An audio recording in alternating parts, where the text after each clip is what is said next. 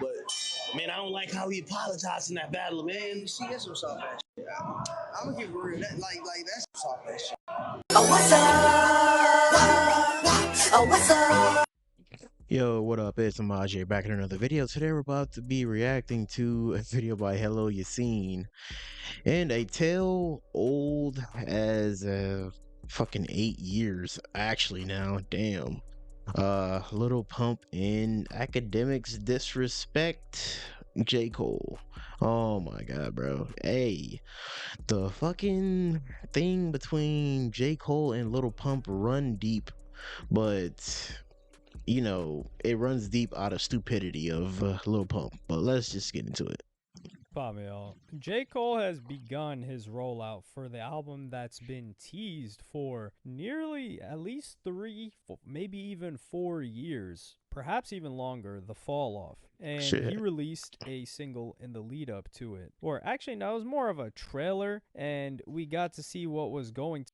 I don't know, something been going around and I see fucking he had to rewrite a lot of the shit on the song. I think either he had to rewrite the whole thing or, you know, just switch up a few songs, because I guess Kendrick and Drake were on there. Yeah, I know that whole beef already. To come out, but a lot of people have things to say, and one of the people that decided to ask the former heavyweight champion of J. Cole hates, Lil Pump, was Akademiks. Now, before we get into this exact clip, Akademiks has an axe to grind with J. Cole a little bit because First Person Shooter was a track that J. Cole had with Drake, and he feels like J. Cole kind of left Drake in the dust to get annihilated by Kendrick Lamar. So he asks Lil Pump while they're at an Aiden Ross boxing event for the Adam 22 fight, which we'll get into in a separate video, the following, and I'm gonna play you guys this clip right now. It's rap.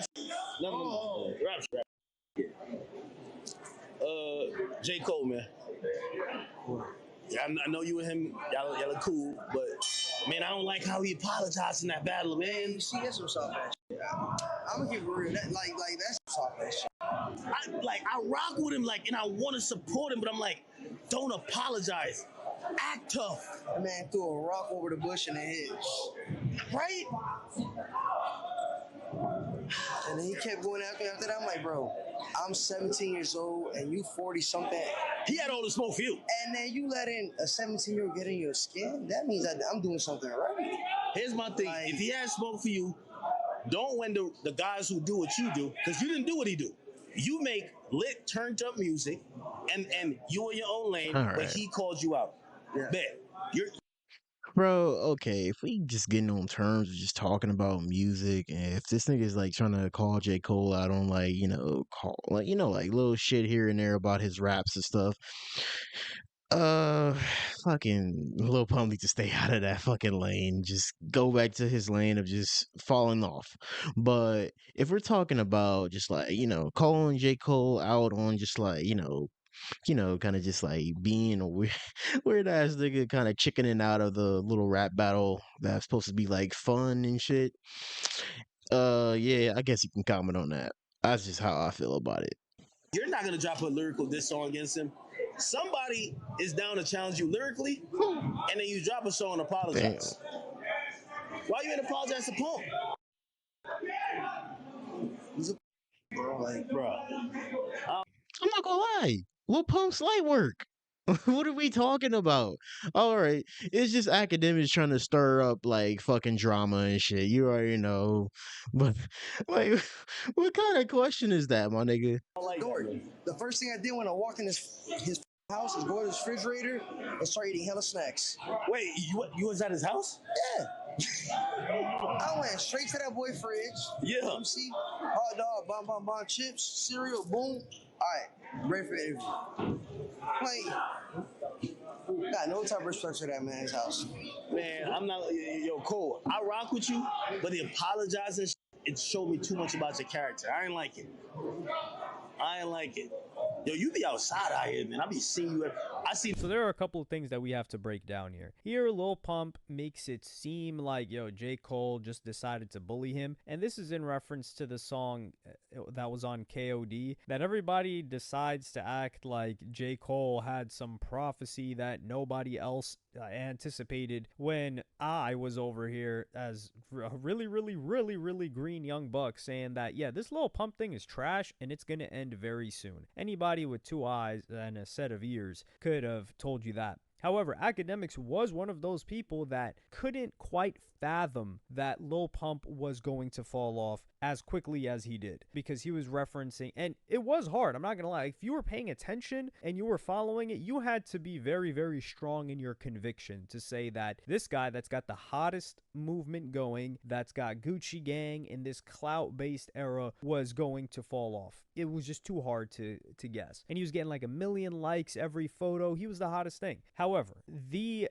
back and forth, which really was just one-sided for a long time, from Lil Pump to J. Cole, was Lil Pump and Smoke Perp, that they just decided to rip out J. Cole for no reason. Now, Smoke Perp was an adult. He was, I think, 2 years older than Lil Pump, so Lil Pump was 16.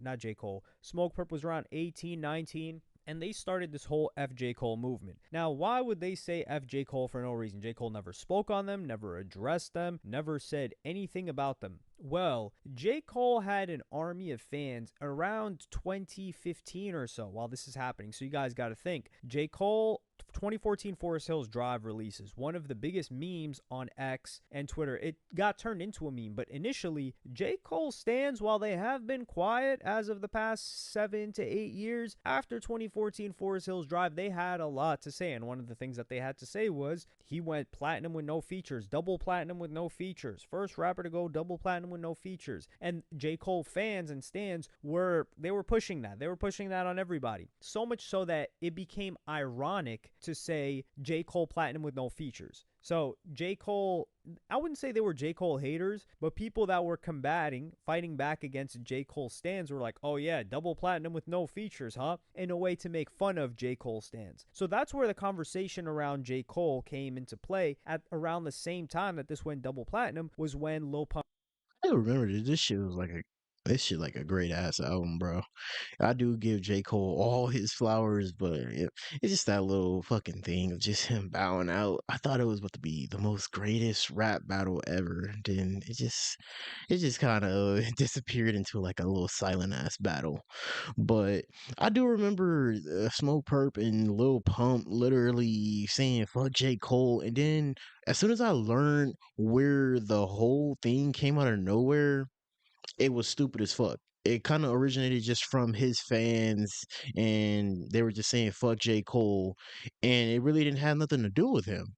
So this nigga just started the saying "fuck J. Cole" out of nowhere just because it was popular with his fans, and that basically almost ended up with him getting his career destroyed. I mean, well, it is destroyed. and J. Cole were blowing up. And you guys got to think, the content of the album on 2014 Forest Hills Drive is in stark contrast to anything that Lil Pump and J. Cole, or Lil Pump and Smoke Perp, were releasing at the time, or perhaps would ever release. So these 16-year-olds that are popping whatever type of pill you could get from the prescription, sipping lean, they got colored dreads, they're saying F this, they're saying F J. Cole. And Russ was also somebody that got looped into this, but that's because Russ decided to call out the use of drugs on a t-shirt. We're not going to get into that one though. So they start saying F J. Cole, F J. Cole, F J. Cole. All the young kids start saying F J. Cole, F J. Cole, F J. Cole. Then J. Cole, as a mature individual, decides to have Lil Pump do an interview with him. He talks about kind of wanting to kick game to these guys in the song in KOD and saying yo, I hope they're doing well financially, this all this other stuff, which is unfortunate because Smoke Perp has struggled very badly financially a couple of years ago. I think now he's a little bit back on his feet and doing okay, but that's an individual that didn't. Yeah, Buddy was literally getting humiliated back and forth. He was in my YouTube algorithm, just Everybody was just making fun of that nigga, bro. I really do not like to kick a man when he's down and stuff, but like this nigga was really down on his luck. Few fans were coming to just support him, just to support him, but like, and at the same time, this nigga was kind of like kind of getting in his head and being like, man, oh, I don't want to be here. So he didn't show up for a show, and then shit kind of happened with that. But like, I would never see a man like down on his luck. I don't like seeing that. They run that interview. It was an interesting interview. It just seemed like Lil Pump was there just listening, not soaking up much of anything, and then they went about their merry way. J. Cole is also known to be somebody that embarrasses himself on multiple occasions. For example, there was the incident where he was supposed to do a feature with Youngboy, and Youngboy was supposed to pull up to the studio, and Youngboy just ghosted him, and he spent the entire night waiting for Youngboy. Akademiks talked about this story, and I don't know if he really talked about it, J. Cole that is, but Youngboy kind of talked about how he felt guilty about that whole situation and how he was going through a lot and this and that, and I think Youngboy just got a little bit more mature and was like, damn, I was wrong for that. But at the moment, I don't think that's what Youngboy was going through. I think he was saying, man, F J. Cole, I don't care. Why be better? I'm lit. It is what it is. Screw that guy. That's what I think actually happened. And also, I hate when people start yapping about YB and shit, bro. Oh, that's just a whole another brain rot back in 2020. J. Cole showed a lot of love to 21 Savage. He brought 21 Savage on tour with him. They had a huge hit song together, a lot. That helped 21 Savage a lot. So J. Cole is somebody that has come for younger artists and has tried to, reach out and show them support or give them some sort of a guidance on more times than we can count. Like, that's 3 different incidents I gave. The Youngboy one didn't pan out because of Youngboy. The Lil Pump one, I mean, they weren't going to do music together, but he sat down and did an interview with him. And the 21 Savage one, he brought him on tour. And he also brought Moray on tour, who's from Fayetteville, North Carolina, which is where J. Cole is from. So he brought a guy that had just gotten on, was a singer, kind of singer-rapper, and he brought him on. And I think that guy was a really, really big fan of, what's his name, Mo3. So that's another guy J. Cole has shown love to. Now, I do think it was soft, though, that J. Cole decided to take shots at Kendrick Lamar, pull out of the beef entirely, and now we haven't seen the content of the fall-off. From the trailer, I did like it, especially the point towards the end of the trailer. I can't play it for you guys because there's music, but they were like, yo, why do people talk about this person falling off when it should be such an accomplishment that they ever got on in the first place? And that's a very good point, because the likelihood of even getting on is so small that for somebody to fall off, it's almost, and especially after having had a long career, is a blessing.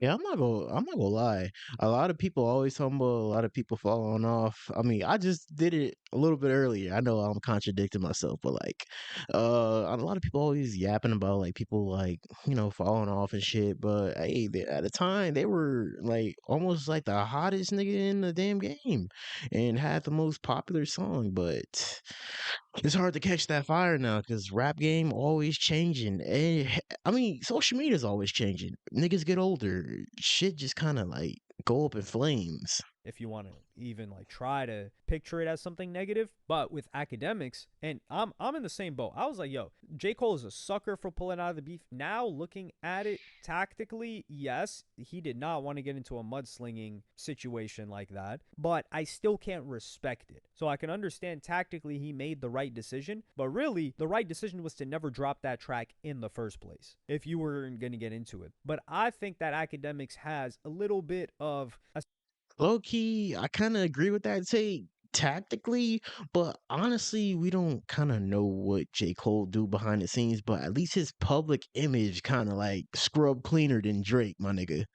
Is just what I'm saying at the end. sour taste in his mouth because he feels like his boy, his favorite rapper of all time, Drake, got ditched by J. Cole, and it turned into this 20v1 against him, which Drake ended up losing. Or Drake, where you decide to take the bait, you hop into the beef one-on-one with Kendrick Lamar, you lose the beef, you get embarrassed, and then you decide to sue Kendrick Lamar. You're basically suing Kendrick Lamar, trying to quote-unquote sue your record label because they promoted a song for, what do you want to call it? Slander, things that weren't true, whatever it is, defamation. That's more of a sucker move and an embarrassment than someone exiting the game early. You play You know what? You know what? That nigga Yassine had a good point right there. Fuck. He did have a good point right there. That nigga Drake took the weird route and started to sue over some damn lyrics, which has never been seen before in hip hop ever, and lost that suit and still trying to pursue that shit right now. So you know what? I'll take back everything I said about J. Cole. I just changed my mind literally at the end of the video as soon as he brought that shit up, because I literally totally forgot about that. I literally had a problem with him pulling out of the beef until I kind of seen what that shit spiraled out to to become. And then he brought that shit up about Drake, doing that shit, which is kind of even lamer. So you know what? Yeah, I don't think fucking Lil Pump should be even talking about shit anyway, because that nigga just been out of here. But like I said, well, I changed my mind now. He got me. Hey, you seen made a good video and made some good points in this video, bro. Go check him out, and don't forget to like, subscribe, because it really helps my channel. But I'll catch you guys in the next video.